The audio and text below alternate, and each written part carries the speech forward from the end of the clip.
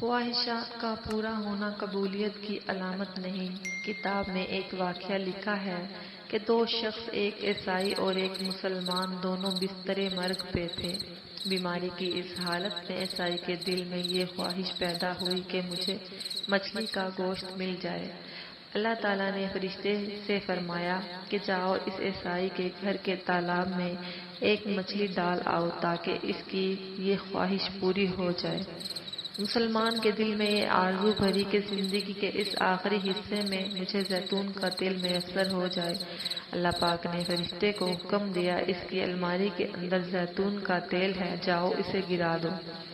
اللہ تعالیٰ کا حکم ہے کہ اس عیسائی کی خواہش پوری کر دو اور اس مسلمان کا زیتون کا تیل گرا دو۔ فرشتے نے عرض کیا، آپ کا حکم امت کی آسانی کے لیے ہے، اس کی مصلحت بھی بتا دیجیے تاکہ امت کو سبق مل جائے، انسانیت کو سبق مل جائے۔ اللہ رب العزت نے فرمایا، وہ جو عیسائی ہے دنیا کے لحاظ سے اس کی ایک نیکی باقی ہے، میں چاہتا ہوں کہ اس کی اس نیکی کا بدلہ بھی دنیا کے اندر ہی دے دوں، اور وہ جب میرے پاس آئے تو اس کے لیے سوائے جہنم اور کچھ نہ ہو۔